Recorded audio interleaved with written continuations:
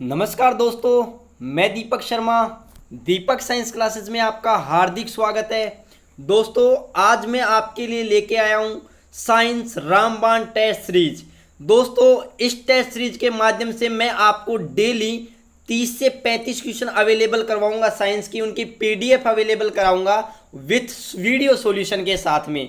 ठीक है दोस्तों, यदि आप किसी भी प्रतियोगिता परीक्षा की तैयारी कर रहे हो, चाहे वो रेलवे हो, चाहे वो ग्रुप डी हो, चाहे वो एसएससी हो, चाहे वो सीजीएल हो, चाहे रीट हो, पटवार हो, राजस्थान पुलिस हो, किसी भी प्रतियोगिता परीक्षा की तैयारी कर रहे हो, उसमें साइंस विषय आपके पास आ रही है, तो दोस्तों ये मान के चलना, ये टेस्ट सीरीज आपके लिए एक तरीके से रामबाण ही साबित होने वाली है। इसीलिए मैंने इसको रामबाण नाम रखा है। ठीक है दोस्तों, आपको इस टेस्ट सीरीज के माध्यम से डेली एक एक मॉक टेस्ट पेपर की पीडीएफ आपको मिलती रहेगी और उसका वीडियो सॉल्यूशन भी दोस्तों साथ में मिलता रहेगा। ठीक है दोस्तों, तो ज़्यादा से ज़्यादा उस टेस्ट सीरीज को और वीडियो सॉल्यूशन को अपने दोस्तों के पास में शेयर करें, क्योंकि मैं चाहता हूं कि इस टेस्ट सीरीज और वीडियो सॉल्यूशन का लाभ उन सभी विद्यार्थियों को मिले जो कंपटीशन की क्या कर रहे हैं दोस्तों, तैयारी कर रहे हैं। ठीक है दोस्तों, यदि आपने मेरे चैनल को सब्सक्राइब नहीं किया है तो सब्सक्राइब जरूर कर ले, बेल आइकन को बिल्कुल दबाना न भूले, ताकि मैं जैसे ही अपलोड करूं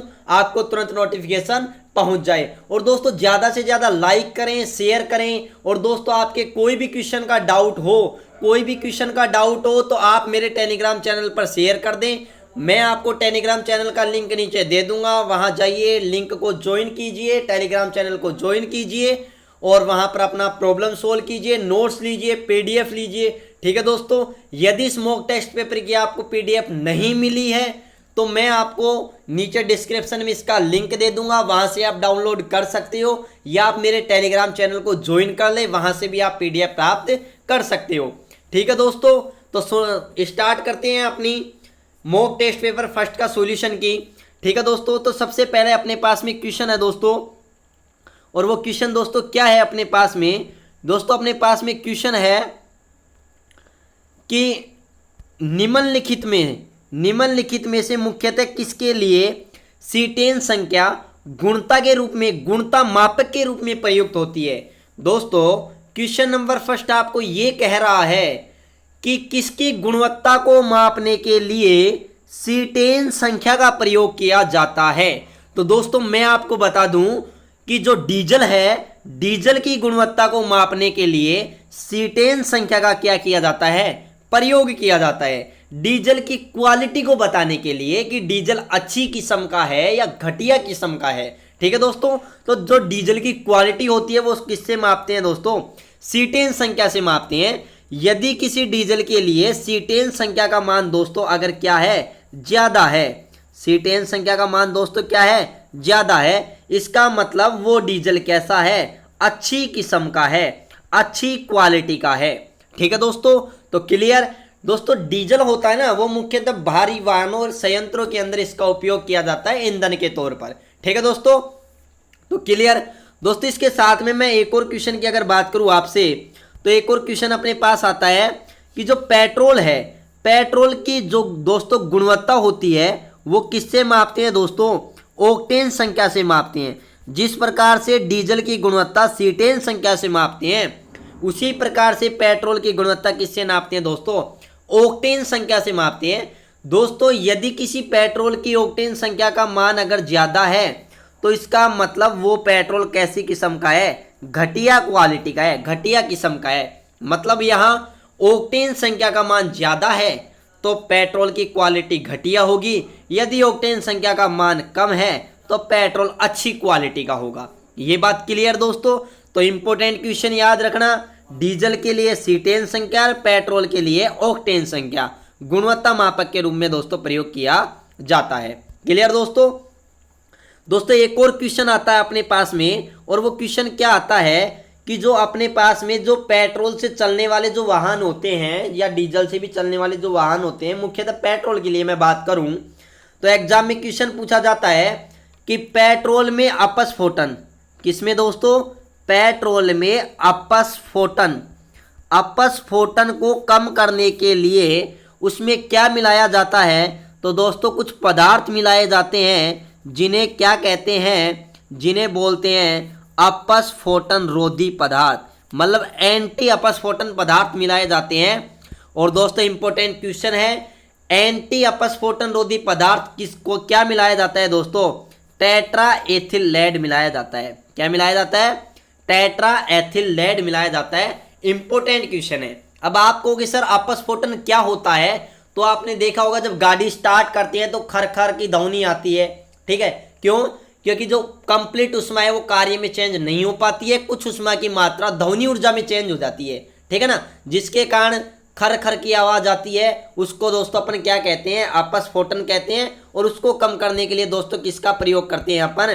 टेट्रा एथिल लेड का। क्लियर दोस्तों? नेक्स्ट क्वेश्चन की तरफ अपन आगे बढ़ते हैं। संतुलित रासायनिक अभिक्रिया में अभिकारक पक्ष और उत्पाद पक्ष में किसकी संख्या समान होती है? तो दोस्तों मैं आपको बता दूं, कोई भी रासायनिक अभिक्रिया होती है, जैसे मैं कहूं ए और बी आपस में क्रिया करके सी बनाते हैं। क्या बनाते हैं? सी बनाते हैं। तो आपने देखा है कि यहाँ पर ए और बी रासायनिक अभिक्रिया में भाग लेते हैं, इसलिए इन्हें क्या कहा जाता है? क्रियाकारक। दोस्तों क्रियाकारक को ही कहा जाता है अभिकारक। क्या कहा जाता है? अभिकारक। और रासायनिक अभिक्रिया के दौरान जो नया पदार्थ बनता है दोस्तों, उसको क्या कहते हैं दोस्तों? उत्पाद कहते हैं। क्या कहते हैं? उत्पाद। तो दोस्तों मैंने आपको बताया था परमाणु वाले वीडियो लेक्चर में, डाल्टन के परमाणु मॉडल में, कि जो रासायनिक अभिक्रिया में कौन भाग लेते हैं दोस्तों? परमाणु भाग लेते हैं। और यह बात दोस्तों आज भी क्या है? सत्य है।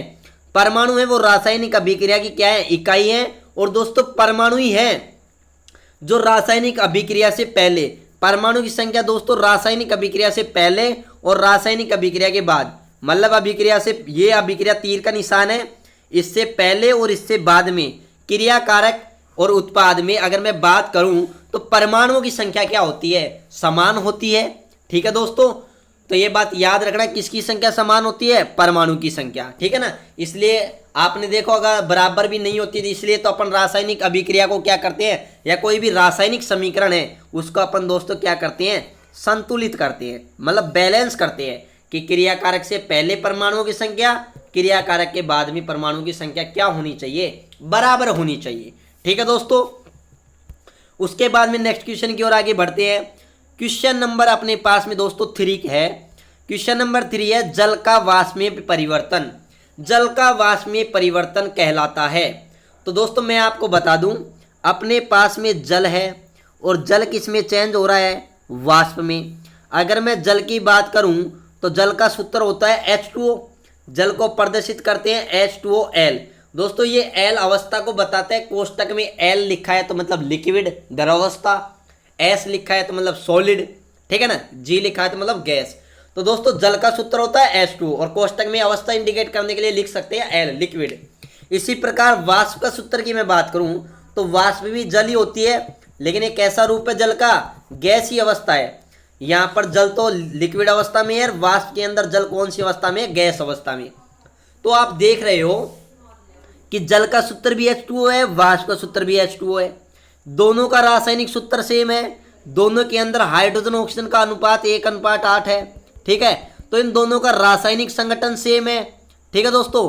और दोनों का अगर मैं बात करूं तो रासायनिक सूत्र भी क्या है? सेम है। तो यहाँ पर रासायनिक संगठन और रासायनिक सूत्र मतलब रासायनिक गुणों में कोई परिवर्तन नहीं हो रहा है, लेकिन परिवर्तन किस में हो रहा है दोस्तों? परिवर्तन हो रहा है भौतिक अवस्था में। यहाँ पर ये लिक्विड है, यहाँ पर ये गैस हो गई, मतलब यहाँ पर पदार्थ की भौतिक अवस्था में परिवर्तन आ रहा है। और जब पदार्थ की भौतिक अवस्था में परिवर्तन हो तो उसे क्या कहते हैं? भौतिक परिवर्तन। तो दोस्तों इसका राइट आंसर क्या होगा? भौतिक परिवर्तन होगा। तो जल का वाष्प में बदलना क्या कहलाता है? भौतिक परिवर्तन। वाष्प का जल में बदलना क्या कहलाता है? भौतिक परिवर्तन कहलाता है। क्लियर दोस्तों? नेक्स्ट क्वेश्चन नंबर 4 की तरफ आगे बढ़ते हैं अपन।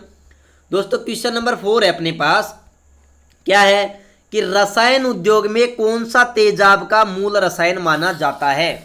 दोस्तों ये क्वेश्चन ये कह रहा है कि रसायन उद्योग के अंदर तेजाब का मूल रसायन क्या माना जाता है, मतलब तेजाब में मुख्यतः कौन सा रसायन होता है। तो दोस्तों मैं आपको क्लियर कर दूं, तेजाब में मुख्यतः कौन सा रसायन होता है? H2SO4।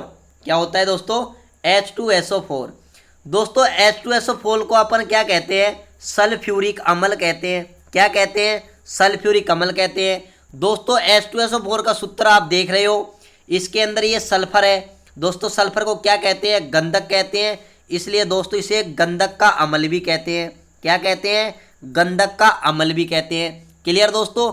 उसके बाद अगर मैं बात करूं कि जो सल्फ्यूरिक अम्ल है, इस सल्फ्यूरिक अम्ल को ही दोस्तों क्या कहते हैं, अम्लों का राजा, किंग ऑफ एसिड।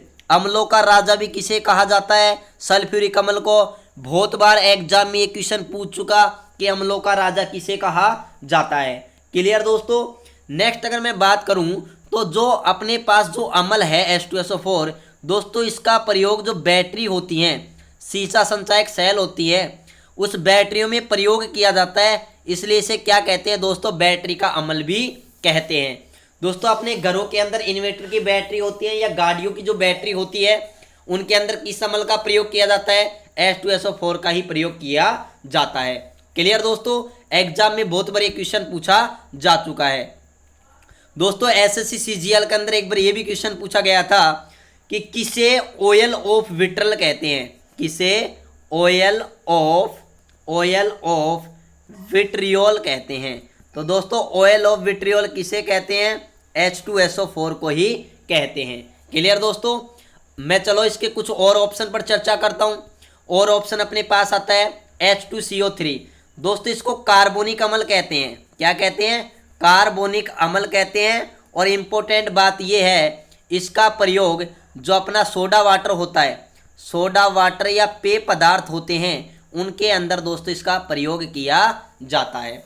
क्लियर दोस्तों। अगर मैं इसके और ऑप्शन पर बात करूं तो एक ऑप्शन अपने पास आता है दोस्तों, कौन सा ऑप्शन आता है, और वो ऑप्शन अपने पास है दोस्तों, कौन सा है, HNO3।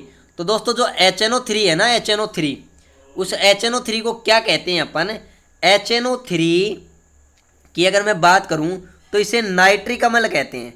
क्या कहते हैं, नाइट्रिक अम्ल कहते हैं। और दोस्तों इसका दूसरा नाम क्या है, इसका दूसरा नाम है सोरे का अम्ल। क्या है दोस्तों, सोरे का अम्ल है। और मैं आपको बता दूं, इस नाइट्रिक अम्ल यह एक स्ट्रॉन्ग एसिड है, प्रबल अम्ल है। और दोस्तों इसका प्रयोग है ना, एक तो बारूद वगैरह बनाने में किया जाता है और उर्वरक बनाने में किया जाता है। क्लियर दोस्तों।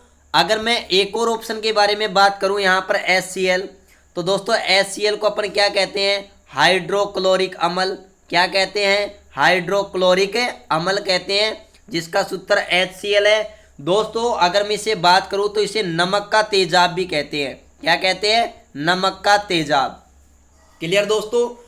तो HCl तो है अपना पास, जो HCl है वो तो है नमक का तेजाब, और जबकि H2SO4 है वो मेन क्या है, तेजाब है ही, मेन तेजाब। ठीक है ना, तेजाब का मूल रसायन H2SO4 है। ठीक है दोस्तों। अगर मैं बात करूं HCl की, तो अपना जो आमाशय है, आमाशय एक रस स्रावित करता है, उस रस का नाम है दोस्तों जठर रस। क्या है दोस्तों, जठर रस है, जिसकी pH कितनी होती है, 1.2 के आसपास होती है। ठीक है ना दोस्तों। इस जठर रस में भी कौन सा अम्ल पाया जाता है, HCl अम्ल ही पाया जाता है। कौन सा अम्ल पाया जाता है, HCl। क्लियर दोस्तों। नेक्स्ट क्वेश्चन की बात करते हैं, क्वेश्चन नंबर 5 की। दोस्तों क्वेश्चन नंबर 5 अपने पास कि एल्यूमिनियम धातु को प्राप्त किया जाता है, एल्यूमिनियम का धातु को किससे प्राप्त किया जाता है। तो दोस्तों मैं सबसे पहले ऑप्शन की बात करूं तो पिच ब्लेंड। दोस्तों पिच ब्लेंड क्या है, पिच ब्लेंड यूरेनियम का ऐसक है। किसका ऐसक है, यूरेनियम का ऐसक है। ठीक है ना, जिसका सूत्र U3O8 होता है, ये यूरेनियम का ऐसक है। दोस्तों यूरेनियम का उपयोग नाभिकीय भट्टी में ईंधन के रूप में किया जाता है। तो दोस्तों यूरेनियम किससे प्राप्त किया जाता है, पिच ब्लेंड से। बाद में मैं बात करूं ग्रेफाइट। ग्रेफाइट क्या है दोस्तों, ग्रेफाइट कार्बन का एक अपर रूप है।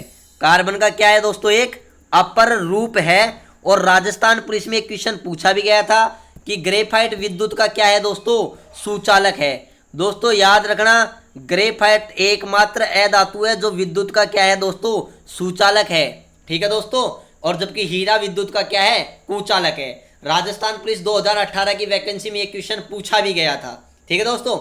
लेकिन बात अपना क्वेश्चन है एल्यूमिनियम धातु को प्राप्त किया जाता है। तो दोस्तों एल्यूमिनियम जो धातु है ना, एल्यूमिनियम धातु को किससे प्राप्त किया जाता है, एल्यूमिनियम धातु को प्राप्त किया जाता है दोस्तों बॉक्साइट से। दोस्तों बॉक्साइट की मैं बात करूं, बॉक्साइट का सूत्र होता है Al2O3 Al2O. दोस्तों इंपॉर्टेंट क्वेश्चन है, बॉक्साइट का सूत्र क्या होता है? Al2O3.2H2O, जो एल्यूमिनियम का ऐसक है और एल्यूमिनियम दोस्तों इसी से ही प्राप्त की जाती है। ठीक है दोस्तों।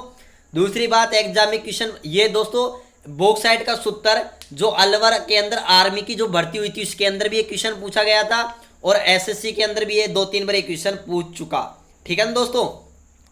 अगर मैं बात करूं, अगर मैं केवल और केवल इसकी बात, एक और बात दोस्तों, एल्यूमिनियम के अंदर आपसे क्वेश्चन पूछ ले कितने क्रिस्टलन जल होते हैं, तो दोस्तों ये क्रिस्टलन जल होते हैं, किसी भी यौगिक है उसके 1 मोल के अंदर कितने जल के अणु जुड़े हैं वो क्या कहलाते हैं दोस्तों? क्रिस्टलन जल।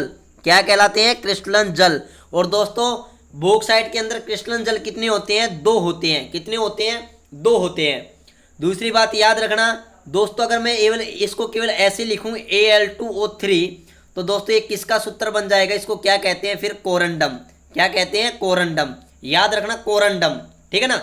और Al2O3 को कोरंडम कहते हैं या एल्यूमिना भी कहते हैं। ठीक है दोस्तों। और एल्यूमिनियम के बारे में मैं और बात करूं तो आपने नाम सुना होगा रतन जड़ित, कुछ नाम सुना होगा रूबी का और माणिक्य का। दोस्तों ये एल्यूमिनियम के ऑक्साइड ही होते हैं, रूबी और माणिक्य दोनों। ठीक है ना दोस्तों।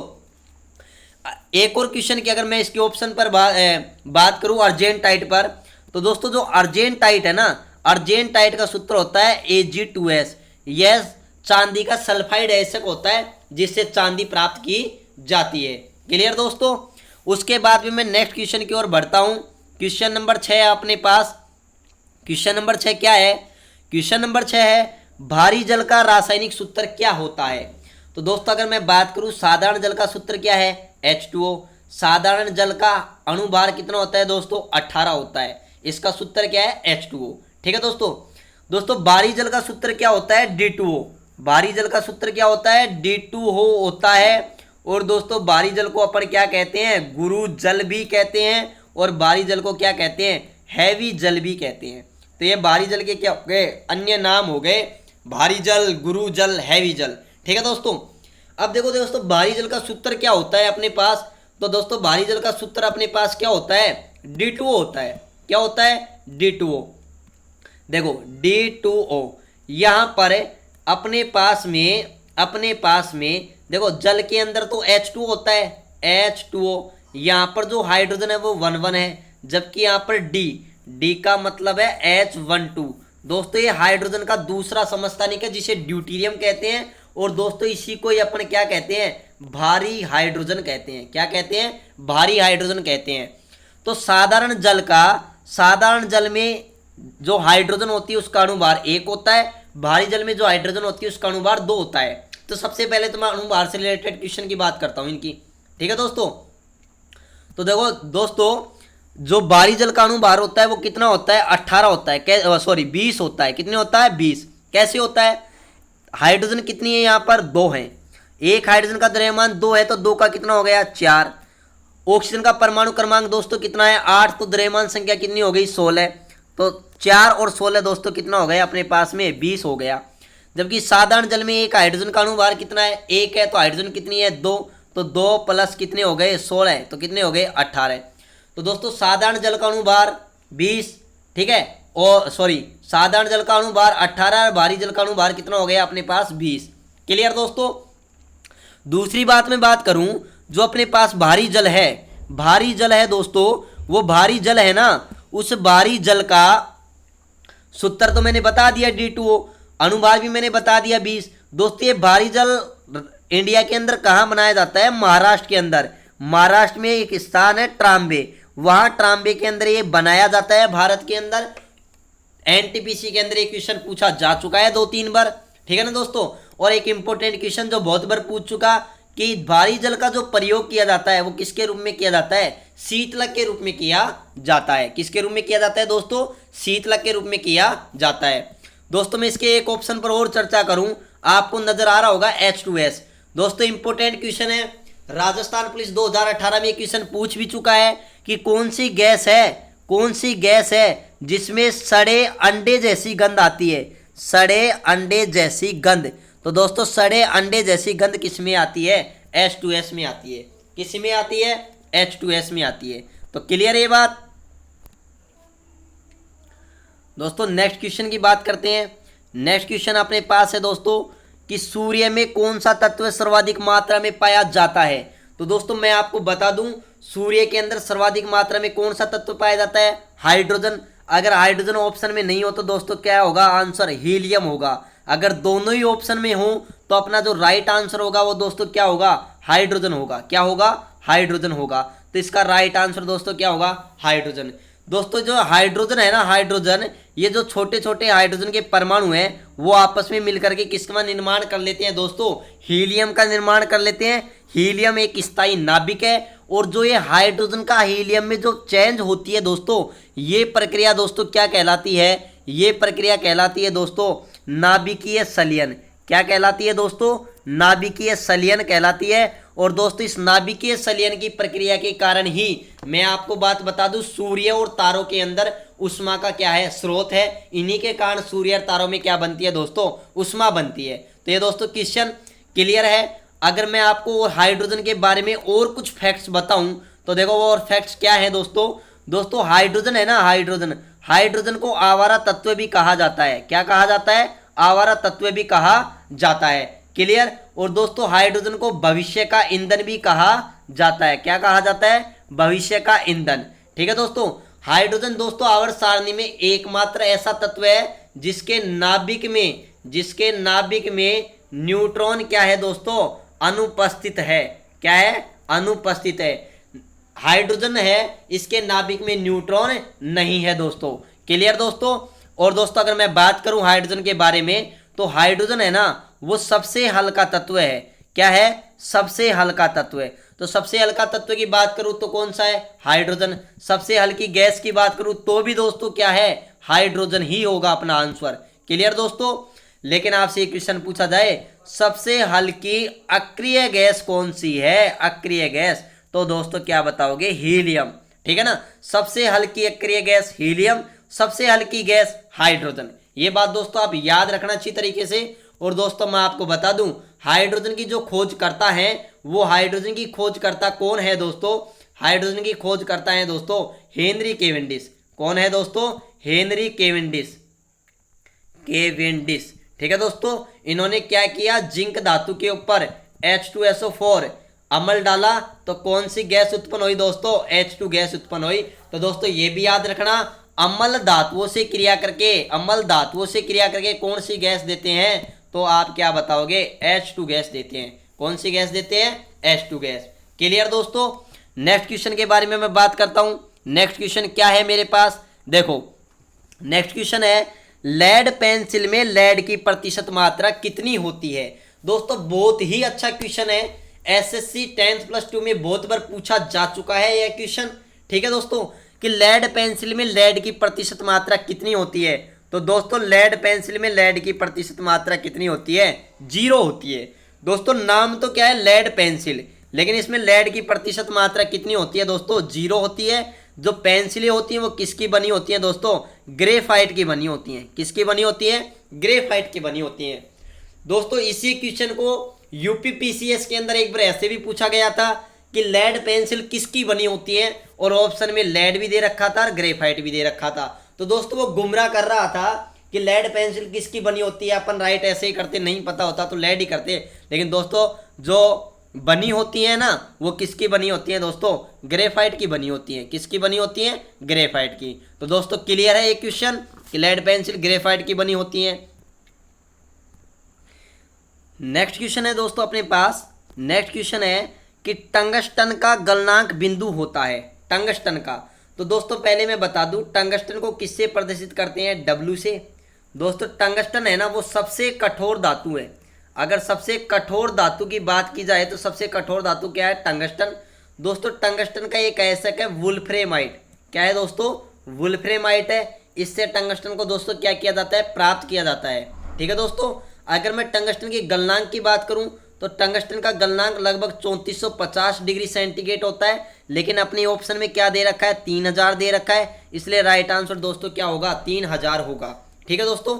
दोस्तों टंगस्टन का उपयोग जो अपने बल्ब का जो फिलामेंट होता है ना, बल्ब का फिलामेंट, वो बनाने में भी किया जाता है। बल्ब का फिलामेंट टंगस्टन का ही बना होता है दोस्तों, ठीक है दोस्तों। और दोस्तों टंगस्टन एक बहुत कठोर धातु होने के कारण इसका उपयोग बुलेट प्रूफ जैकेट बनाने में भी किया जाता है, बुलेट प्रूफ जैकेट बनाने में भी किया जाता है, ठीक है दोस्तों। और एक और अगर मैं इंपॉर्टेंट आपको बात बताऊं तो भारत के अंदर, पूरे भारत में टंगस्टन सर्वाधिक मात्रा में कहाँ पाया जाता है? राजस्थान में पाया जाता है। और राजस्थान में भी कहाँ में पाया जाता है, कहाँ पर पाया जाता है? नागौर में। और नागौर में दोस्तों एक स्थान है, एक खान है डेगाना, डेगाना भाकरी, ठीक है ना दोस्तों। ये खान टंगस्टन के कारण प्रसिद्ध है। एग्जाम में बहुत, वैसे तो जीके के तौर पर भी पूछा गया है कि डेगाना खान का संबंध किससे है? टंगस्टन से। और वैसे ऐसे भी क्वेश्चन पूछा गया है कि डेगाना खान का संबंध किस धातु से है। तो दोस्तों मैंने साइंस का समझ करके इसको ये भी आपको मैं बता दूं कि किस धातु से संबंधित है? टंगस्टन से संबंधित है। क्लियर दोस्तों। नेक्स्ट क्वेश्चन की तरफ अपन आगे बढ़ते हैं। नाखून पुलिस के परिमार्जन में क्या रहता है? दोस्तों ये क्वेश्चन किसमें पूछा गया है? दिल्ली पुलिस में। दिल्ली पुलिस में 2-3 बार क्वेश्चन पूछा जा चुका, रेलवे में भी क्वेश्चन पूछा जा चुका। तो दोस्तों जो नाखून पुलिस को र्यूमर मतलब नाखून पुलिस को हटाने के लिए किसका प्रयोग किया जाता है दोस्तों? तो वो प्रयोग किया जाता है दोस्तों किसका? एसीटोन का प्रयोग किया जाता है दोस्तों। ये एक्सपेरिमेंट मैंने खुद ने भी किया हुआ है, मतलब लैब के अंदर डाल करके नाखून पुलिस पर, नाखूनों पर पॉलिश लगा करके जब एसीटोन डाला तो बहुत ही ठंड महसूस हुई और तुरंत हाथ से हटाने पर ही, मतलब हाथ फेरने पर ही वो नेल पॉलिश है वो बिल्कुल अलग हो गई, ठीक है दोस्तों। तो राइट आंसर क्या होगा? एसीटोन। उसके बाद बात करें दोस्तों एसिटिक अम्ल की, अगर मैं बात करूं तो एसिटिक अम्ल वो किस में पाया जाता है दोस्तों? सिरके में पाया जाता है। ये भी याद रखना, बहुत अच्छा क्वेश्चन है। और दोस्तों सिरके का उपयोग है ना, वो आचार, मुरब्बा, ये खाद्य पदार्थ है ना, इनको सुरक्षित रखने में किया जाता है, ठीक है ना। आपने देखा होगा जब आप ब्याह शादी में जाते हो तो चाउमीन वालों के पास में एक नींबू पानी या एक पानी की जैसी एक बोतल रखी होती है, वो सिरके की ही होती है, ठीक है ना दोस्तों। तो वो उसमें डालता रहता है ताकि उसका खट्टापन बना रहे। दूसरी बात वो लंबी समय तक टिकी रही थोड़ा, ठीक है ना। नेक्स्ट क्वेश्चन के बारे में अगर मैं बात करूं दोस्तों तो क्वेश्चन नंबर 11 है मेरे पास। क्वेश्चन नंबर 11 है कि आयोडीन की कमी से रोग होता है। तो दोस्तों आयोडीन की कमी से कौन सा रोग होता है? घेंगा रोग होता है, जिसको अपन गाइटर रोग भी कहते हैं और जिसको दोस्तों गलगंड रोग भी कहते हैं। दोस्तों बहुत बार एग्जाम में क्वेश्चन पूछा जा चुका है और एक बार आरएएस के अंदर ये भी क्वेश्चन पूछा गया है कि गलगंड रोग या घेंगा रोग किस क्षेत्र में सर्वाधिक होता है? दोस्तों पहाड़ी क्षेत्रों में ये रोग क्या होता है? सर्वाधिक होता है दोस्तों। घेंगा या गाइटर रोग आयोडीन की कमी से होता है, ठीक है दोस्तों। अब मैं और डिटेल से बात करूं तो अपना जो मानव शरीर है, मानव शरीर के अंदर गले के अंदर दोस्तों, गले है ये अपनी श्वास नली है। क्या है दोस्तों? श्वास नली है। इस श्वास नली के दोनों ओर एक एच आकार की दोस्तों एक ग्रंथि होती है। क्या होती है? एक एच आकार की एक ग्रंथि होती है। इस ग्रंथि को अपन क्या कहते हैं? थायराइड ग्रंथि। क्या कहते हैं? थायराइड ग्रंथि। थायराइड ग्रंथि को दोस्तों आउटू ग्रंथि भी कहते हैं, जो गले के दोनों ओर स्थित होती है, एच आकार की होती है दोस्तों। यह एक अंतःस्रावी ग्रंथि है। किस टाइप की ग्रंथि है? अंतःस्रावी ग्रंथि है। मतलब ये किसका श्रावण करती है? ये हार्मोन का श्रावण करती है, ठीक है ना दोस्तों। और वो हार्मोन थायराइड ग्रंथि है। तो थायराइड ग्रंथि कौन सा हार्मोन स्रावित करती है दोस्तों? वो स्रावित करती है थायरोक्सिन हार्मोन, ठीक है ना। एक तो थायरोक्सिन हार्मोन और एक T4 और एक T3 हार्मोन, ठीक है ना। तो ये 3 हार्मोन स्रावित करती है दोस्तों। इन तीनों हार्मोन का निर्माण किससे होता है? किससे होता है दोस्तों? तीनों हार्मोन का निर्माण आयोडीन से होता है। किससे होता है? आयोडीन से होता है। अगर हमारे शरीर में आयोडीन की कमी हो जाएगी तो thyroxine hormone, T3, T4 hormone की क्या हो जाएगी? कमी हो जाएगी। तो कमी होने के कारण जो हमारी इस थायराइड ग्रंथि के अंदर जो सी सेल्स होती हैं वो अपना आकार फैला लेंगी, फूल जाएंगी, ठीक है ना। वो निकटवर्ती अंगों से आयोडीन का मात्रा ग्रहण करने की कोशिश करेंगी और ये फूल जाएगी। इस रोग को अपन क्या कहते हैं दोस्तों? गलगंड रोग, घेंगा रोग या गाइटर रोग कहते हैं, ठीक है दोस्तों। क्लियर ये बात? ओके। अगर मैं बात करूं इसके और ऑप्शन पर मैं चर्चा करूं तो आपको मैं बता दूं जो रतौंधी रोग है वो विटामिन ए की कमी से होता है दोस्तों। विटामिन ए का जो रासायनिक नाम है वो क्या है? रेटिनोल है, ठीक है दोस्तों। और विटामिन ए को इंपॉर्टेंट क्वेश्चन है, विटामिन ए को संक्रमण रोधी विटामिन भी कहते हैं। एसएससी के अंदर बहुत बार क्वेश्चन पूछा गया है कि संक्रमण रोधी विटामिन किसे कहते हैं, तो आप क्या बताओगे? विटामिन ए को। क्लियर दोस्तों। उसके बाद में अगर मैं बात करूं रिकेट्स, तो दोस्तों अपने पास जो रिकेट्स है, रिकेट्स, अगर मैं रिकेट्स की बात करूं तो यह रोग है ना, यह रोग अपने पास विटामिन डी की कमी से होता है। किसकी कमी से होता है? डी की कमी से होता है। और दोस्तों इस रोग में पैरों की हड्डियां मुड़ जाती हैं, टखने चिप जाती हैं आपस में, हड्डियों से रिलेटेड रोग है। क्लियर दोस्तों। उसके बाद में मैं नेक्स्ट आगे बढ़ता हूं। आगे बढ़ने से पहले ध्यान रखिए, बिल्कुल अच्छी तरीके से ध्यान रखिए। आपके अपने यूट्यूब चैनल दीपक साइंस क्लासेस का दोस्तों लाइक कीजिए, शेयर कीजिए, सब्सक्राइब करना तो बिल्कुल ना भूलिए, ताकि मैं जैसे ही आपको अपलोड करूं तुरंत नोटिफिकेशन पहुंच जाए। और दोस्तों मैं चाहता हूं मेरे इस पढ़ाए हुए मैटर का, कंटेंट का सभी विद्यार्थी जो तैयारी कर रहे हैं वो पूरा लाभ उठाएं। इसलिए दोस्तों ज़्यादा से ज़्यादा अपने व्हाट्सएप ग्रुप पर, फेसबुक ग्रुप पर दोस्तों ज़्यादा से ज़्यादा क्या करें? शेयर करें। ठीक है दोस्तों। उसके बाद में आगे बढ़ते हैं अपने क्वेश्चन की ओर। तो दोस्तों क्वेश्चन नंबर 12 की अगर मैं बात करूं तो क्वेश्चन नंबर 12 है कि नारू रोग का रोगजनक है। नारू रोग, दोस्तों नारू रोग को बाला रोग भी कहते हैं। क्या कहते हैं? बाला रोग। और दोस्तों इसका रोगजनक क्या है? कर्मी है। क्या है? कर्मी। और वो कर्मी भी कैसा है? मादा कर्मी है। कैसा है? मादा कर्मी, जो अपने अंडे सदैव परपोषी से बाहर किस में देता है? जल में देता है। और जब वो जल में अंडे देता है तो वो जल कैसा हो जाता है दोस्तों? दूषित हो जाता है। कैसा हो जाता है? दूषित हो जाता है। और जब उस दूषित जल का सेवन मनुष्य करता है तो यह मनुष्य के शरीर में चला जाता है। ठीक है ना। तो ये बात याद रखना कि नारू या बाला रोग है वो किसके कारण होता है दोस्तों? कर्मी के कारण होता है। और दोस्तों अगर मैं आपको और बात बताऊं, एक टाइम था जब राजस्थान था ना, राजस्थान इस गंभीर बीमारी से क्या होता? जूझ रहा था। लेकिन एक सर्वे के मुताबिक सन 2000 के बाद में नारू रोग या बाला रोग का कोई भी रोगी नहीं मिला। ठीक है ना दोस्तों। तो 2000 के अंदर ये नारू या बाला रोग बिल्कुल समाप्त हो गया था। क्लियर। नेक्स्ट अगर मैं क्वेश्चन की बात करूं दोस्तों, तो नेक्स्ट क्वेश्चन है मेरे पास कि दैनिक लय के नियमन के लिए उत्तरदायी है। मतलब इस क्वेश्चन का मतलब ये है कि दैनिक लय के नियमन के लिए कौन सी ग्रंथि उत्तरदायी है? मतलब हमारी शरीर की जो दैनिक क्रियाएं हैं, खाना खाना, ठीक है ना, जो भी अपनी दैनिक रेगुलर क्रियाएं हैं, उन रेगुलर क्रियाओं का नियमन, रेगुलेशन को कौन सी ग्रंथि उत्तरदायी है? तो दोस्तों इसका जो राइट आंसर होगा वो राइट आंसर क्या होगा? पिनियल ग्रंथि। क्या होगा? पिनियल ग्रंथि। दोस्तों ये पिनियल ग्रंथि है ना, वो हमारे कहाँ स्थित होती है? मस्तिष्क में स्थित होती है। कहाँ स्थित होती है? मस्तिष्क में। दोस्तों इसको क्या कहते हैं? इसका उपनाम है थर्ड आई। क्या है? थर्ड आई। याद रखना, भगवान भोले की तीसरी आंख नहीं है, हमारी भी तीसरी आंख है। हमारी दो आंख तो रंग बिरंगे संसार को देखती हैं, लेकिन हमको खुद को कौन देखता है? हमारी तीसरी आंख, जो इसे पिनियल ग्रंथि है। ठीक है ना। हमारी जो भी दैनिक क्रियाएं उनको कौन नियंत्रण करता है? उनका नियमन कौन करवाता है दोस्तों? पिनियल ग्रंथि। ठीक है ना। दोस्तों पहले जब वैज्ञानिक इसको है ना कोई ग्रंथि नहीं मानते थे, वैज्ञानिकों ने इसका अध्ययन बहुत लेट किया था। पहले इसको एक अवशिष्ट मानते थे कि ये मस्तिष्क में है और कोई काम की नहीं है, ये तो एक तरीके से धूल है, माटी है, कोई वो नहीं है, कोई काम की नहीं है। लेकिन बाद में जब स्टडी की तब पता लगा यार ये तो बहुत काम की चीज़ है। ठीक है ना। तो इसलिए दोस्तों इसको याद रखना, इस जो पिनियल ग्रंथि है ना, इसलिए पिनियल ग्रंथि को क्या कहा जाता है? मस्तिष्क की धूल भी कहा जाता है। ब्रेन डस्ट किसे कहा जाता है?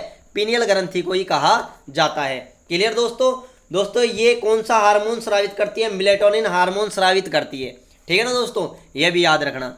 और मैं इसकी ग्रंथियों पर अगर मैं चर्चा करूं तो थायराइड ग्रंथि के बारे में मैंने बता दिया। अग्नाशय, दोस्तों अग्नाशय ग्रंथि एक प्रकार की मिश्रित ग्रंथि है। इंपोर्टेंट क्वेश्चन है। एक मात्र ये अपने पास मिश्रित अंतःस्रावी ग्रंथि है, जो कौन सा हार्मोन स्रावित करती है?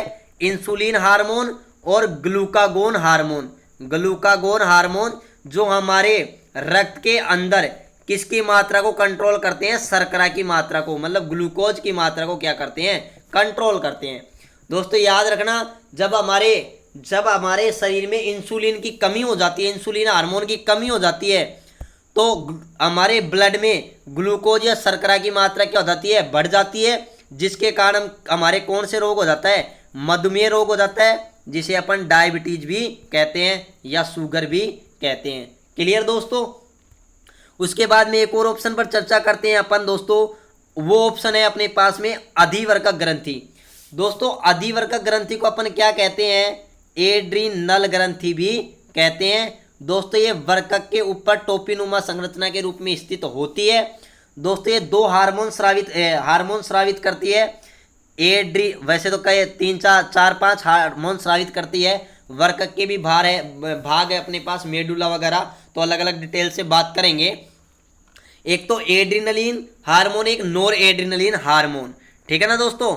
दोस्तों इन हार्मोन को क्या कहते हैं, करो या मरो हार्मोन, करो या मरो हार्मोन, या फिर इनको संकटकालीन हार्मोन भी कहते हैं। क्यों कहते हैं, क्योंकि यह ग्रंथि हमारे को संकटकालीन परिस्थिति में हमें लड़ने के लिए तैयार करती है, किसी भी संकट से सामना करने के लिए दोस्तों क्या करती है, तैयार करती है हमें। क्लियर दोस्तों। अगर मैं बात करूं, आपने देखा होगा कि जब अपन बहुत ज़्यादा किसी अपने अचानक से डर जाते हैं, ठीक है ना, तो उस समय हमारा एक तरह से मानसिक संतुलन हो चाहे शारीरिक संतुलन, उसको कौन बनाए रखता है दोस्तों, एड्रिनल ग्रंथि बनाए रखती है, ठीक है ना दोस्तों। एक और बात याद रखना, एड्रिनल ग्रंथि करो या मरो हार्मोन, जिसे संकटकालीन हार्मोन कहते हैं दोस्तों, इसी हार्मोन को अपन ट्रिपल एफ हार्मोन भी कहते हैं। ट्रिपल एफ क्यों कहते हैं, क्योंकि 3 एफ हैं। एक एफ का मतलब दोस्तों क्या है, फियर है, फियर मतलब डर जाना। दूसरा क्या है, फ्लाइट, FL फ्लाइट, फ्लाइट का मतलब दोस्तों क्या है, पलायन हो जाना, मतलब भाग जाना। और तीसरे एफ का मतलब दोस्तों क्या है, फाइट, फाइट मतलब लड़ना। देखो दोस्तों इसको मैं कैसे समझाता हूँ आपको। अगर आपके सामने शेर आ जाए, क्या आ जाए दोस्तों, शेर आ जाए, तो शेर आ जाएगा तो आप क्या करोगे, डर जाओगे, मतलब फियर, एक एफ मतलब डर जाओगे, ठीक है ना। अब या तो हो सकता है शेर ने आपको नहीं देखा हो, तो आप चुपचाप लुक छुप करके भाग जाओगे, क्या करोगे, भाग जाओगे। और दोस्तों अगर मेरा जैसा कोई इंसान हुआ ना, तो वो क्या कर सकता है, फाइट भी कर सकता है, उसके साथ 2-2 हाथ भी कर सकता है, ठीक है ना दोस्तों। तो ये भी याद रखना, इसलिए इसको ट्रिपल एफ हार्मोन भी कहते हैं। बहुत अच्छा क्वेश्चन है, SSC CGL में क्वेश्चन पूछा गया है। और दोस्तों एक और इंपॉर्टेंट क्वेश्चन IAS के अंदर क्वेश्चन पूछा गया था, और वो क्वेश्चन क्या था कि किस ग्रंथि को 4S ग्रंथि कहते हैं। तो दोस्तों 4S ग्रंथि अधिवर्कक ग्रंथि को ही कहते हैं। 4S, यहाँ पर 4 S हैं। एक S का मतलब दोस्तों सेक्स है, दूसरे का क्या है, शुगर है, तीसरे का दोस्तों साल्ट है, क्या है, साल्ट है, और चौथे का दोस्तों क्या है, स्ट्रेस है। दोस्तों ये इन चारों चीज़ों पर भी क्या करती है, कंट्रोल करती है, ठीक है ना, इसलिए इसको 4S ग्लैंड भी कहते हैं। क्लियर दोस्तों। उसके बाद में अपन बात करते हैं नेक्स्ट क्वेश्चन पर। नेक्स्ट क्वेश्चन नंबर अपन 14 की बात करें, तो क्वेश्चन नंबर 14 अपने पास है दोस्तों कि मनुष्य मुख्य रूप से किसका उत्सर्जन करता है। तो दोस्तों मनुष्य मुख्य रूप से किसका उत्सर्जन करता है, यूरिया का करता है। किसका करता है, यूरिया का करता है। और दोस्तों जो अपने पास यूरिया के अगर मैं सूत्र की बात करूं, तो यूरिया का सूत्र क्या होता है दोस्तों, NH2CO NH2। दोस्तों यूरिया के अंदर नाइट्रोजन की प्रतिशत मात्रा क्या होती है, सर्वाधिक होती है। और वो दोस्तों कितनी होती है अपने पास, वो होती है दोस्तों 46%, ठीक है ना। इसलिए आपने देखा होगा नाइट्रोजन है वो पेड़ पौधों के लिए बहुत ही महत्वपूर्ण पोषक तत्व है। इसलिए खेतों के अंदर जो अपन खाद देते हैं वो क्या देते हैं दोस्तों, यूरिया देते हैं, ठीक है दोस्तों। और मैं अगर बात करूं अमोनिया की, किसकी बात करूं, अमोनिया की, तो दोस्तों अमोनिया का उत्सर्जन करते हैं दोस्तों जलीय जीव। कौन करते हैं, जलीय जीव। फॉर एग्जाम्पल के लिए मछलियां, ठीक है ना, वो किसका उत्सर्जन करती हैं, अमोनिया का। क्योंकि अमोनिया का सूत्र दोस्तों क्या होता है, NH3। ये दोस्तों लिक्विड होता है, और जो जल में रहने वाले जीव होते हैं उनके शरीर में जल की भरपूर मात्रा होती है, इसलिए वो लिक्विड के रूप में अमोनिया का उत्सर्जन करते हैं, ठीक है दोस्तों। इसी प्रकार से जो अपने पास में यूरिक अम्ल है, यूरिक अम्ल का उत्सर्जन मुख्य रूप से एक तो सरीसृप और एवीज मतलब पक्षी वर्ग जोड़ने में सरप और पक्षी होते हैं, वो एक तरीके से किसका अपशिष्ट के रूप में किसका उत्सर्जन करते हैं, यूरिक अम्ल का उत्सर्जन करते हैं। और वो भी दोस्तों किसके रूप में करते हैं, गोली या पेस्ट के रूप में, जिन्हें अपन बीट कहते हैं, ठीक है ना दोस्तों। क्लियर ये बात। नेक्स्ट क्वेश्चन की बात करें दोस्तों, नेक्स्ट क्वेश्चन अपने पास जार्विक सेवन क्या है। जार्विक सेवन क्या है, तो दोस्तों मैं आपको बता दूं जार्विक सेवन क्या है, एक कृत्रिम हृदय है। क्या है दोस्तों, कृत्रिम हृदय। और दोस्तों एक और मैं बात बताऊं, यहाँ पर पेस मेकर दे रखा है। एग्जाम में क्वेश्चन पूछता है कि हमारे शरीर के किस अंग को पेस मेकर कहते हैं, तो दोस्तों किसको कहते हैं? हृदय को ही कहते हैं। किसको कहते हैं? हृदय को कहते हैं। एक इंपॉर्टेंट क्वेश्चन है, एग्जाम में पूछा गया है। जार्विक 7 एसएससी सीजीएल में एक क्वेश्चन पूछा गया था दोस्तों, ठीक है ना दोस्तों। नेक्स्ट क्वेश्चन आता है अपने पास दोस्तों, मोस्ट इंपोर्टेंट क्वेश्चन है ये। बड़े से बड़े एग्जाम और छोटे से छोटे एग्जाम में भी एक क्वेश्चन पूछा गया है कि मीना माता रोग किसके द्वारा पानी के प्रदूषण से फैलता है, ठीक है ना दोस्तों। तो मैं आपको बात बताऊं, मीना माता रोग क्यों पड़ा, कैसे पड़ा, तो उसकी पूरी डिटेल बताता हूं दोस्तों। मीना माता रोग है ना, वो है ना, मीना माता रोग किससे फैला है? पारा से। पारा से। पारा को दोस्तों अपन क्या कहते हैं? मरकरी भी कहते हैं। इसका जो प्रतीक होता है वो क्या है दोस्तों? Hg होता है। क्या होता है? Hg। और याद रखना मरकरी को अपन क्या कहते हैं? क्विक सिल्वर भी कहते हैं। ये एग्जाम में क्वेश्चन पूछा गया रेलवे में कि क्विक सिल्वर किसे कहते हैं, तो आप क्या बताओगे? मरकरी को कहते हैं, पारा को कहते हैं, ठीक है दोस्तों। तो अगर मैं मीना माता रोग की बात करूं तो मीना माता रोग सबसे पहले 1950 के अंदर दोस्तों जापान के अंदर एक खाड़ी थी। उस खाड़ी का नाम दोस्तों क्या था? मीना माता ही था।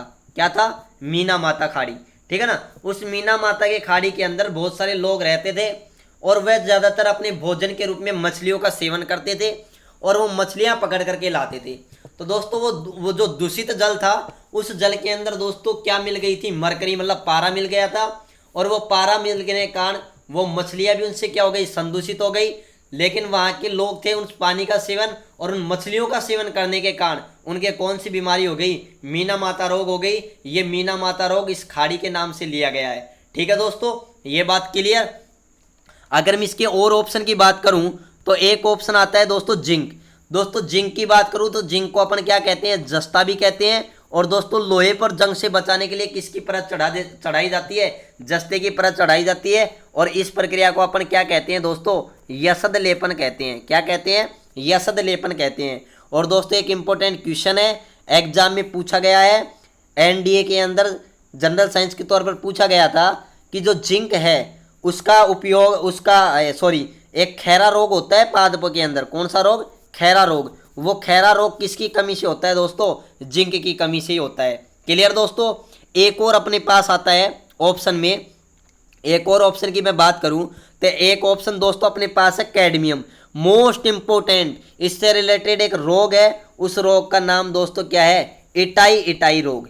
क्या है? इटाई रोग। तो दोस्तों ये बात याद रखना, इटाई रोग किससे संबंधित है? कैडमियम से। खैरा रोग किससे संबंधित है? जिंक से। और अगर मैं बात करूं मीना माता रोग किससे संबंधित है? पारा से। क्लियर दोस्तों। अगर मैं एक और आपसे चर्चा करूं, एक और ऑप्शन दे रखा है अपने पास लेड। तो दोस्तों लेड है ना, वो एक विषैली क्या है? विषैली क्या है? धातु है। विषैली क्या है? धातु है। और इसका उपयोग बंदूक की गोली के अंदर भी दोस्तों किया जाता है। दोस्तों लेड के बारे में मैं एक और इंपॉर्टेंट बात बताऊं तो इसका एटॉमिक नंबर होता है वो 82 है। और दोस्तों आवर्त सारणी में सबसे अधिक स्थायी तत्व माना जाता है। ये क्वेश्चन दोस्तों बैंक के अंदर पूछा गया था कि सबसे अधिक स्थायी तत्व कौन सा है, तो दोस्तों आप क्या बताओगे? क्या बताओगे? लेड। क्या बताओगे? लेड, जिसका प्रतीक क्या है? पीबी है, ठीक है ना दोस्तों। क्यों है? इसके बाद में, लेड के बाद में जितने भी तत्व आते हैं वो कैसे होते हैं दोस्तों? रेडियो एक्टिव होते हैं, वो अस्थायी होते हैं। तो अंतिम स्थायी तत्व किसे माना गया है दोस्तों? किसे माना गया है? लेड को माना गया है, जिसका परमाणु क्रमांक कितना है दोस्तों? 82 है, 82 है। क्लियर दोस्तों। नेक्स्ट क्वेश्चन की अगर मैं बात करूं तो नेक्स्ट क्वेश्चन है, रक्त जमने में किस तत्व की महत्वपूर्ण भूमिका होती है? तो दोस्तों बहुत अच्छा क्वेश्चन है। ये बहुत बार डी ग्रुप में पूछा गया है और एसएससी के अंदर भी पूछा गया है। तो दोस्तों रक्त जमने में किस तत्व की महत्वपूर्ण भूमिका होती है? कैल्शियम की होती है। किसकी होती है? कैल्शियम की होती है। और दोस्तों कैल्शियम ही हमारे शरीर के अंदर हड्डियों का निर्माण करते हैं। कैल्शियम और फास्फेट मिलकर के हड्डियों और दांतों का निर्माण करते हैं। क्लियर दोस्तों। अगर मैं एक ऑप्शन आयरन की बात करूं, हमारे रक्त का लाल रंग किसके कारण होता है? हीमोग्लोबिन के कारण होता है। और दोस्तों हीमोग्लोबिन में कौन सी धातु होती है? आयरन होती है। कौन सी होती है? आयरन। क्लियर दोस्तों। आपने ये भी सुना होगा कि जो पेड़ पत्तियां होती हैं, पेड़ होते हैं हरे पेड़, ठीक है ना, हरे पेड़ होते हैं, उनका जो हरा रंग होता है, हरा रंग, पत्तियों का हरा रंग होता है, वो किसके कारण होता है दोस्तों? क्लोरोफिल के कारण होता है। किसके कारण होता है? क्लोरोफिल। और दोस्तों क्लोरोफिल की बात करूं तो क्लोरोफिल में कौन सी धातु पाई जाती है? मैग्नीशियम धातु पाई जाती है। कौन सी धातु पाई जाती है? मैग्नीशियम। और दोस्तों अगर मैं बात करूं किसकी? कॉपर की बात करूं तो कॉपर एक ऐसी धातु है जिसका प्रयोग मानव सबसे पहले किया था। दोस्तों कॉपर को ही अपन क्या कहते हैं? तांबा कहते हैं। क्या कहते हैं? तांबा कहते हैं। और राजस्थान में खेतड़ी में तांबे की बहुत सारी खानें सर्वाधिक मात्रा में पाया जाता है। ठीक है दोस्तों, तो सबसे पहले तांबे का ही प्रयोग किया था मानव। ठीक है, उसके बाद में अगर मैं नेक्स्ट बात करूं क्वेश्चन नंबर 18, दोस्तों बहुत ही इंपॉर्टेंट क्वेश्चन है, एग्जाम में बहुत बार पूछा गया है कि विडाल टेस्ट किस रोग की जांच हेतु किया जाता है?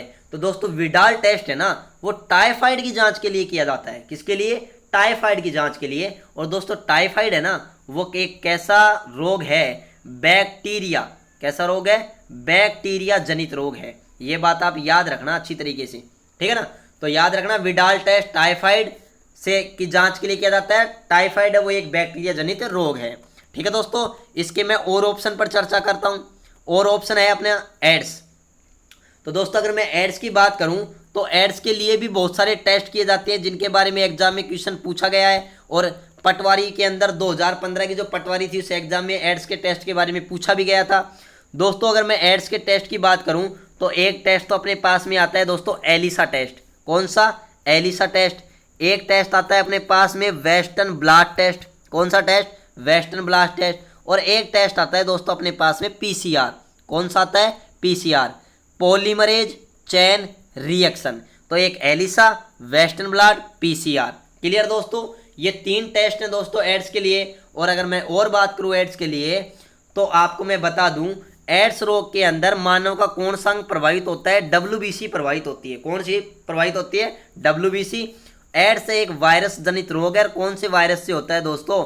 HIV वायरस से ग्रसित होता है। ठीक है ना। वैसे असुरक्षित यौन संपर्क से, संक्रमित सुई का प्रयोग करने से, संक्रमित व्यक्तियों का ब्लड चढ़ाने से, ठीक है ना, ये रोग हो जाता है। क्लियर दोस्तों।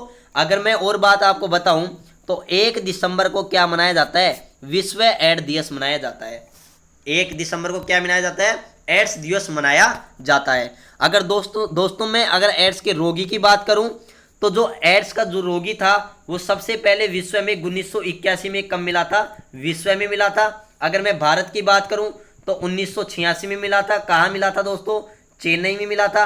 और अगर मैं राजस्थान के संदर्भ में मैं बात करूं तो राजस्थान में दोस्तों कब मिला था? 1987 में मिला था। और कहाँ मिला था दोस्तों? पुष्कर में मिला था। कहाँ मिला था दोस्तों? पुष्कर में मिला था। क्लियर दोस्तों।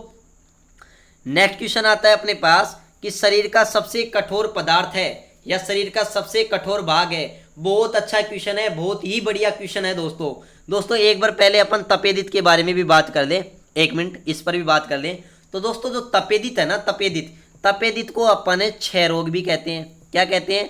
6 रोग। इसी को ही अपन टीबी भी कहते हैं। क्या कहते हैं दोस्तों? टीबी भी कहते हैं। ठीक है ना दोस्तों जो टीबी रोग है ना वो उसके अंदर प्रभावित अंग कौन सा है दोस्तों? फेफड़ा है। कौन सा? फेफड़ा। और दोस्तों टीबी रोग है ना ये भी कैसा रोग है? बैक्टीरिया जनित रोग है। कैसा रोग है दोस्तों? बैक्टीरिया जनित रोग है। और इसकी जांच के लिए एक टेस्ट किया जाता है दोस्तों। उस टेस्ट का नाम दोस्तों क्या है? Tuberculin test. क्या है दोस्तों? ट्यूबरकुलिन टेस्ट है। ये बात आप याद रखना अच्छी तरीके से। तो टीबी के बारे में मैंने बात बता दी। और आप चलो इसके बारे में भी देख लो, रेबीज के बारे में भी देख लो। तो दोस्तों बहुत अच्छा क्वेश्चन है। रेबीज को एक तो अपन क्या कहते हैं? हाइड्रोफोबिया। क्या कहते हैं? हाइड्रोफोबिया कहते हैं। इसको जल भित्ति भी कहते हैं। क्या कहते हैं? जल भित्ति भी कहते हैं। ठीक है ना दोस्तों, ये बात आप विशेष याद रखना। ठीक है ना दोस्तों। इसके अंदर प्रभावित अंग कौन सा है? प्रभावित अंग तंत्रिका तंत्र। क्या है? तंत्रिका तंत्र है। और दोस्तों ये रोग है ना कुत्ता, बिल्ली, बंदर इनके काटने से हो जाता है। और इस जो रेबीज रोग है ना, इस रेबीज का जो अपने पास अगर मैं वायरस की बात करूं तो रेबीज रोग का जो वायरस है वो कौन सा है दोस्तों? अपने पास रेब्डो वायरस है। कैसा है? रेब्डो वायरस है, जो कि एक वायरस जनित रोग है। ठीक है दोस्तों, नेक्स्ट क्वेश्चन की ओर बढ़ते हैं। नेक्स्ट क्वेश्चन था कि शरीर का सबसे कठोर पदार्थ कौन सा है? तो दोस्तों शरीर का सबसे कठोर पदार्थ कौन सा है? इनेमेल है। क्या है? इनेमेल है, जो किससे मिलकर बना होता है दोस्तों? ये बना होता है कैल्शियम फास्फेट का। किसका बना होता है? कैल्शियम फास्फेट का बना होता है, जिसका सूत्र क्या होता है? Ca3PO4 whole 2। ठीक है दोस्तों, ये किसका सूत्र है? कैल्शियम फास्फेट का सूत्र है, जो जिससे इनमेल बना होता है। ठीक है ना। इनमेल दोस्तों दांतों का ही पार्ट होता है, दांतों का कवच होता है एक तरीके से मैं कहूँ, जो मानव शरीर का सबसे कठोर भाग माना जाता है। क्लियर दोस्तों। नेक्स्ट क्वेश्चन की तरफ बढ़ते हैं। नेक्स्ट क्वेश्चन है ईसीजी जांच का संबंध किससे है? तो दोस्तों ये क्वेश्चन एग्जाम में बहुत बार पूछा गया है, ईसीजी जांच का संबंध किससे है? तो दोस्तों ईसीजी जांच का संबंध किससे है? हृदय से है, हमारे हार्ट से है। किससे है? हार्ट से है। ठीक है ना। और एक आता है दोस्तों ईईसी, ठीक है ना, उसका संबंध किससे है दोस्तों? मस्तिष्क से है। किससे है? मस्तिष्क से है। क्लियर दोस्तों। ठीक है, ओके दोस्तों। नेक्स्ट क्वेश्चन है अपने पास कि सूर्य की किरणों की तीव्रता मापने वाला उपकरण को क्या कहते हैं? क्या कहते हैं? तो दोस्तों वह उपकरण जिसकी सहायता से हम सूर्य की तीव्रता मापते हैं वो कौन सा है दोस्तों? एक्टिनोमीटर। क्या है दोस्तों? एक्टिनोमीटर। तो इसका राइट आंसर क्या होगा? ए, एक्टिनोमीटर। ठीक है दोस्तों। बैरोमीटर है ना, इस बैरोमीटर से अपन क्या नापते हैं? वायुमंडलीय दाब मापते हैं। क्या मापते हैं? वायुमंडलीय दाब मापते हैं। ठीक है ना। जबकि जो ऑडियोमीटर है ना, ऑडियोमीटर, इससे अपन क्या मापते हैं? ध्वनि मापते हैं। क्या नापते हैं? ध्वनि। और जो क्रोनोमीटर है ना दोस्तों, क्रोनोमीटर, ये क्रोनोमीटर है ना, वो जहाजों में जो पानी की जहाज है ना, जहाजों में किसका बारे में बताता है दोस्तों? ये समय के बारे में बताता है। ठीक है ना। तो क्रोनोमीटर का प्रयोग जहाजों में समय के रूप में किया जाता है। और दोस्तों समय के अध्ययन को अपन क्या कहते हैं? क्रोनोलॉजी। क्या कहते हैं? क्रोनोलॉजी। ठीक है ना, ये बात भी आप याद रखना। नेक्स्ट क्वेश्चन के बारे में बात करते हैं कि ध्वनि का वेग अधिकतम होता है। दोस्तों ये क्वेश्चन 2018 की राजस्थान पुलिस में भी पूछा था, आर्मी में भी पूछा था, और बहुत ही ज़्यादा पर ये एसएससी वगैरह ये क्वेश्चन पूछता ही रहता है दोस्तों कि ध्वनि का वेग अधिकतम होता है। तो दोस्तों मैं आपको बता दूं पहले, ध्वनि का वेग अधिकतम किस में होता है? ध्वनि का वेग अधिकतम स्टील या इस्पात में होता है। किस में होता है? स्टील या इस्पात में होता है। लेकिन यहाँ पर तो अपने पास स्टील या इस्पात ऑप्शन है ही नहीं, तो कोई दिक्कत नहीं है दोस्तों।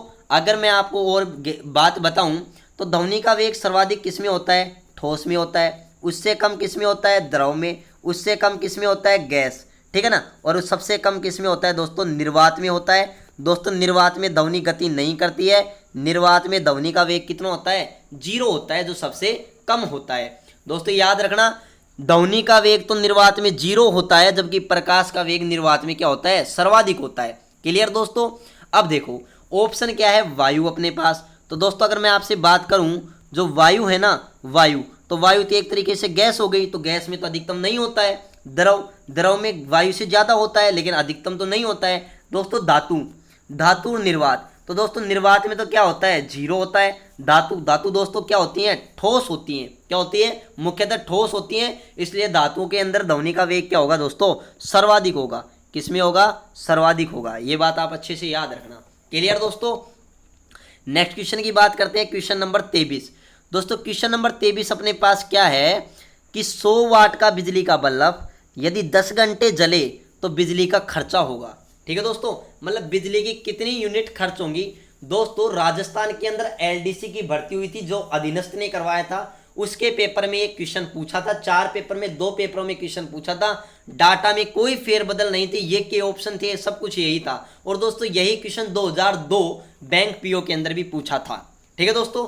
तो देखो अगर मैं आपको बात बताऊं, बिजली का खर्चा अगर आपने देखा होगा, जो अपनी मीटर की स्क्रीन होती है, उस मीटर की स्क्रीन पर ऐसा लिखा होता है KWH, किलोवाट घंटे। ठीक है ना दोस्तों, किलोवाट घंटे जो बिजली का है ना व्यावसायिक मात्रक है, या मैं कहूँ शक्ति का व्यावसायिक मात्रक है। और दोस्तों इसको ही अपन क्या कहते हैं? यूनिट कहते हैं। क्या कहते हैं दोस्तों? यूनिट। अपन को इस क्वेश्चन में क्या पूछा है? यूनिट ही पूछा है। ठीक है। तो दोस्तों देखो यूनिट कैसे ज्ञात करते हैं, आपको यूनिट ज्ञात करना मैं सिखाता हूँ। दोस्तों यूनिट कैसे ज्ञात करते हैं? यूनिट ज्ञात करने के लिए अपने पास सूत्र है, मैं आपको ट्रिक के माध्यम से बताऊं तो अपने पास है PhD/1000, PhD/1000, जहां पर दोस्तों P का मतलब क्या है? पावर। P का मतलब क्या है? पावर। D का मतलब क्या है? डे, दिन। सॉरी यहां पर अगर मैं बात करूं तो फॉर्मूला अपने पास क्या है दोस्तों? PhD बटे 1000। P का मतलब है पावर मतलब शक्ति, H का मतलब होता है आवर मतलब घंटे, और D का मतलब दोस्तों क्या होता है दिन। अपने को क्वेश्चन में पावर शक्ति दे रखी होगी, ये भी दे रखा होगा इतना वाट का बल्ब उसकी पावर हो गई, इतने घंटे तक जलता है वो उसके घंटे हो गए, इतने दिन तक जलता है, ये 3 बात देगा। ठीक है दोस्तों, तो 3 बात देगा तो नीचे भाग भी 3 जीरो का ही लगाएंगे। आपको डाउट नहीं हो सर 2 का लगाएं, 3 का लगाएं, 100 का लगाएं, 1000 का लगाएं, तो ऊपर 3 डाटा है, 3 राशियां हैं, तो अपन भाग भी 3 जीरो का ही देंगे। क्लियर। तो अब देखो अब सोल्व करते हैं। अपने को दे रखा है 100 वाट, तो ये तो अपने को 100 वाट दे दिया। घंटे कितने 10, दिन आपको दिया नहीं कितने दिन तक वो देता तो वो भी मल्टीप्लाई कर देते। भाग कितना का देंगे 1000 का, तो ये कट गई अपने पास। ठीक है, तो 1/1 मतलब 1। तो दोस्तों अपने पास कितनी यूनिट आई, 1 यूनिट आई। कितनी यूनिट आई दोस्तों 1। तो अपना राइट आंसर क्या होगा 1 इकाई। यूनिट को हिंदी में क्या बोलते हैं दोस्तों, इकाई बोलते हैं। क्लियर। नेक्स्ट क्वेश्चन की ओर आगे बढ़ता हूं मैं। क्वेश्चन नंबर 24 दोस्तों क्या है, क्वेश्चन नंबर 24 है अपने पास में कि एटम बम के सिद्धांत का आधार है। एटम बम के सिद्धांत का आधार है, तो दोस्तों मैं आपको बिल्कुल क्लियर कर दूं, एटम बम के सिद्धांत का आधार क्या है दोस्तों, नाभिकीय विखंडन है। और नाभिकीय विखंडन की खोज दोस्तों किसने की थी, ओटो होन नामक वैज्ञानिक ने। किसने की थी, ओटो होन नामक वैज्ञानिक ने। क्लियर दोस्तों।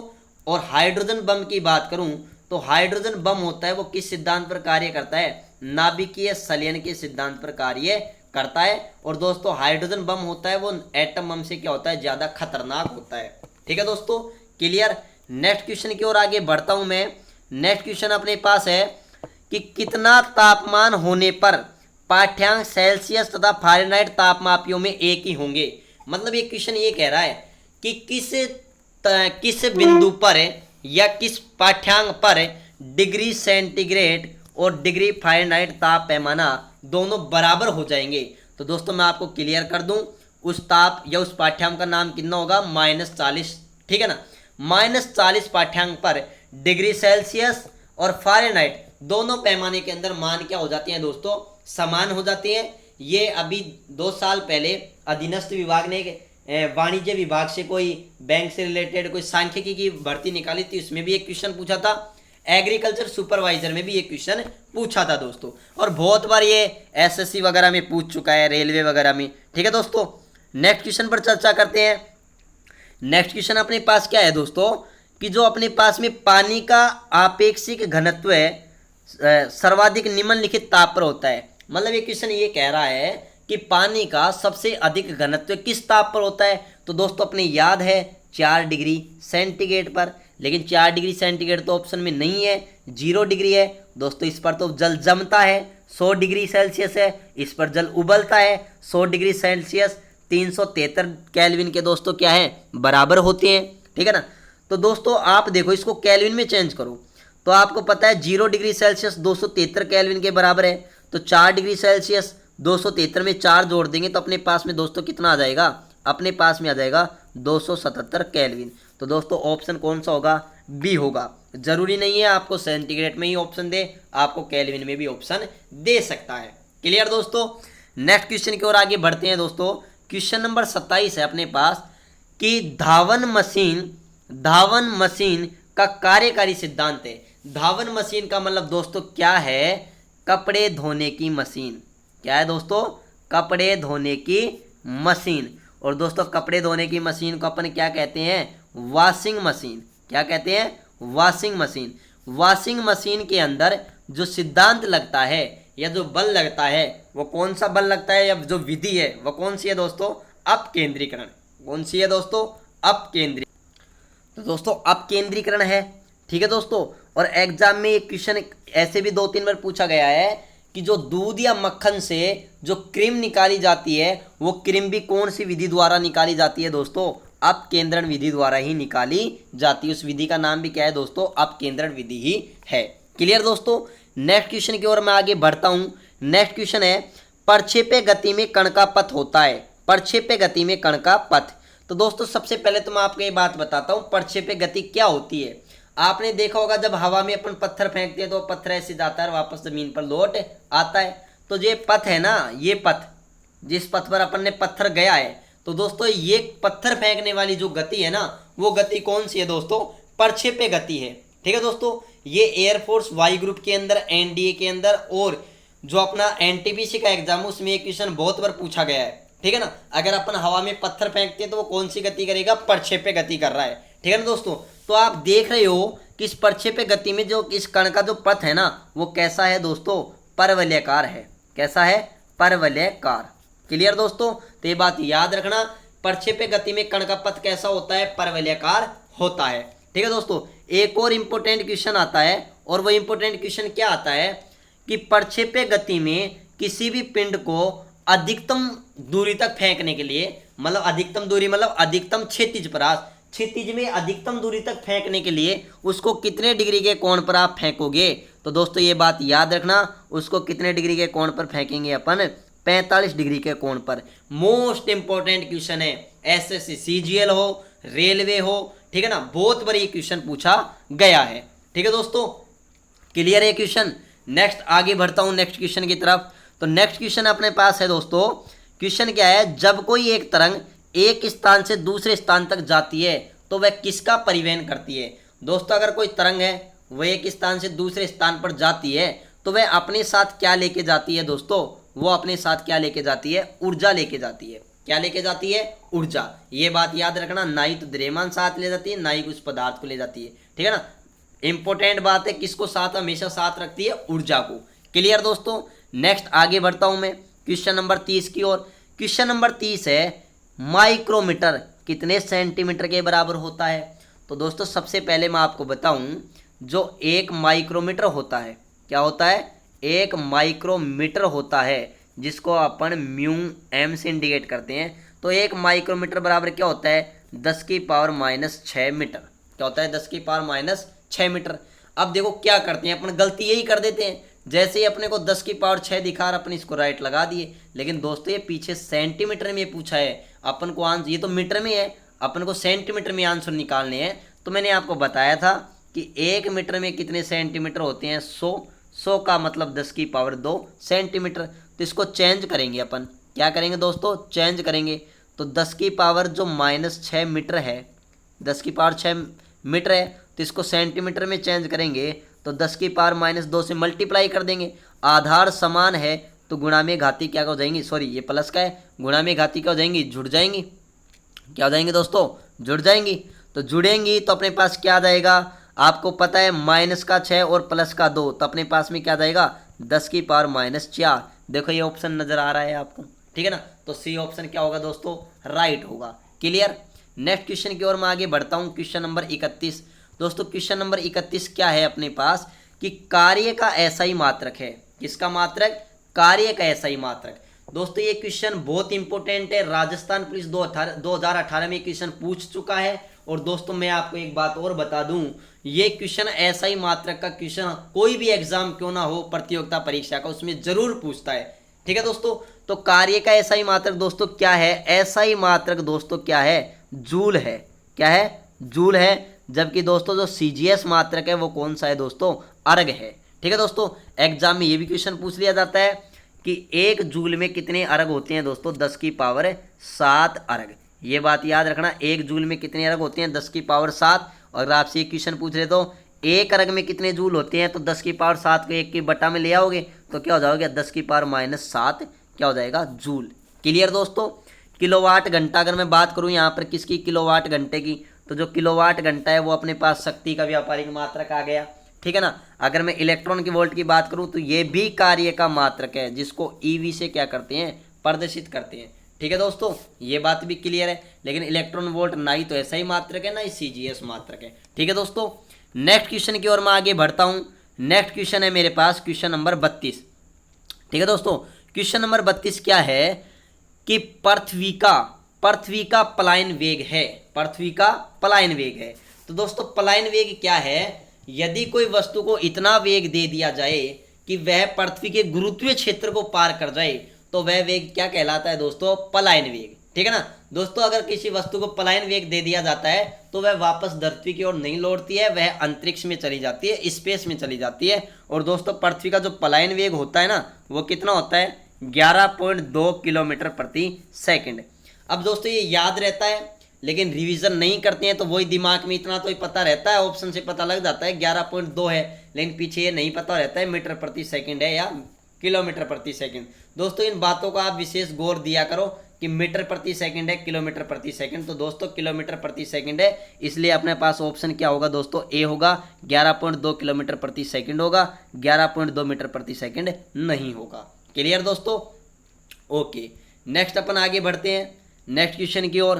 क्वेश्चन नंबर अपने पास 33 है दोस्तों। क्वेश्चन नंबर 33 क्या है कि निम्न में से कौन ध्वनि के वेग पर प्रभाव नहीं डालता है। दोस्तों ये बहुत ही गजब का क्वेश्चन है कि ध्वनि के वेग पर प्रभाव नहीं डालता है, कौन सा कारक है। इस कारक इस क्वेश्चन का भी ऐसे क्वेश्चन पूछा जा सकता है कि कौन सा कारक है जो ध्वनि को प्रभावित नहीं करता है। तो दोस्तों याद रखना, दाब ध्वनि को प्रभावित नहीं करता है, ताप ध्वनि को प्रभावित करता है। दोस्तों अगर मैं ताप बढ़ाता हूं तो ध्वनि का वेग भी बढ़ता है। और दोस्तों 1 डिग्री सेंटीग्रेड ताप बढ़ाने पर, अगर मैं कहूं 1 डिग्री सेंटीग्रेड ताप बढ़ा दूं मैं, तो ध्वनि के वेग में जो वृद्धि होगी वो लगभग कितनी होगी, 1.6 मीटर प्रति सेकंड की।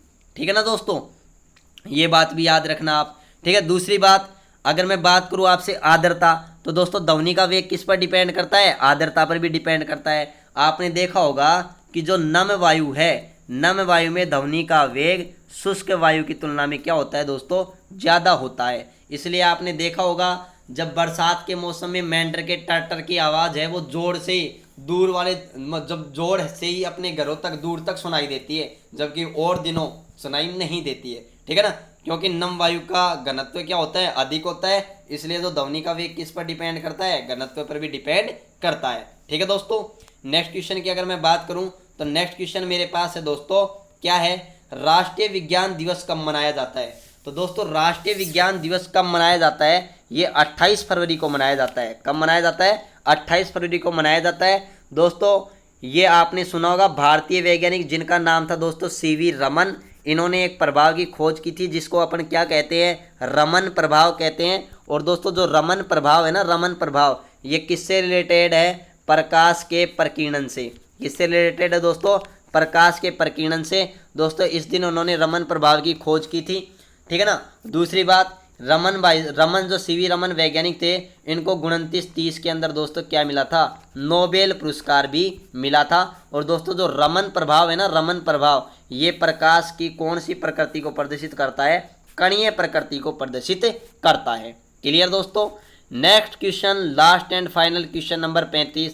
क्वेश्चन नंबर 35 क्या है दोस्तों, मोस्ट इंपोर्टेंट क्वेश्चन, बहुत बार क्वेश्चन पूछा गया है। ऑप्टिकल फाइबर किस सिद्धांत पर कार्य करता है। तो दोस्तों ऑप्टिकल फाइबर को अपन क्या कहते हैं, प्रकाशिक रेशे भी कहते हैं। क्या कहते हैं, प्रकाशिक रेशे या प्रकाशिक तंतु भी कहते हैं। क्या कहते हैं दोस्तों, प्रकाशिक तंतु। ठीक है ना दोस्तों, इनका प्रयोग किसमें किया जाता है, अगर मैं बात करूं तो इनका प्रयोग किया जाता है दोस्तों संचार के क्षेत्र में। आजकल आपने देखा होगा जब से मोदी सरकार आई है, गांवों के अंदर संचार व्यवस्था को, नेटवर्क व्यवस्था स्थापित करने के लिए वो जगह जगह प्रकाशिक तंतु है उनकी पाइपलाइन दबा करके नेटवर्क व्यवस्था पहुंचाई जा रही है गाँव में। तो दोस्तों जो वो डोरी जो पाइपलाइन से एक दाबी जा रही है, उसके अंदर जो डोरी है ना, वो ऑप्टिकल फाइबर ही है। ठीक है ना दोस्तों, ऑप्टिकल फाइबर का उपयोग दोस्तों संचार के क्षेत्र में किया जाता है। ठीक है दोस्तों जो ऑप्टिकल फाइबर है ना, ऑप्टिकल फाइबर की जो खोज है ना, आविष्कार या खोज की मैं बात करूं तो नरेंद्र कृपानी ने की थी दोस्तों। एसएससी के अंदर एक क्वेश्चन पूछा गया था। नरेंद्र कृपानी भारतीय ही मूल के एक वैज्ञानिक हैं और दोस्तों ये ब्रिटेन में रहते हैं और इन्होंने 1952 के अंदर इनकी क्या की थी, खोज की थी दोस्तों। तो दोस्तों ऑप्टिकल फाइबर है वह प्रकाश के पूर्ण आंतरिक परावर्तन पर दोस्तों क्या है, आधारित है। ठीक है दोस्तों, मैंने आपके क्वेश्चन का वीडियो सॉल्यूशन प्रोवाइड करा दिया है, अच्छे से क्वेश्चन की मैंने एक्सप्लेनेशन की है। फिर भी अगर आपके कोई डाउट हो तो मैंने नीचे डिस्क्रिप्शन में टेलीग्राम चैनल का लिंक दे रखा है, वहाँ जाइए और आप ज्वाइन कीजिए और अपने डाउट आप पूछ सकते हो, PDF प्राप्त कर सकते हो। दोस्तों अगर फिर भी कोई डाउट हो, अगर और डाउट हो, आप नहीं जुड़ पा रहे हो टेलीग्राम चैनल से, तो आप डिस्क्रिप्शन में आप कमेंट बॉक्स में जाइए और वहाँ पर कमेंट बॉक्स में अपना क्वेश्चन डाल दीजिए, मैं उसका आंसर आपको मिल जाएगा। ठीक है दोस्तों, ज़्यादा से ज़्यादा दोस्तों इस पीडीएफ को, इस वीडियो सॉल्यूशन को शेयर कीजिए। मैं आप लोगों के लिए ही मेहनत कर रहा हूँ, क्योंकि मैं ये आप लोगों के लिए ही कर रहा हूँ, और मैं चाहता हूँ कि दोस्तों कि ज़्यादा से ज़्यादा आपको इस वीडियो का लाभ मिले, ज़्यादा से ज़्यादा विद्यार्थियों को लाभ मिले इसका। ठीक है दोस्तों, धन्यवाद।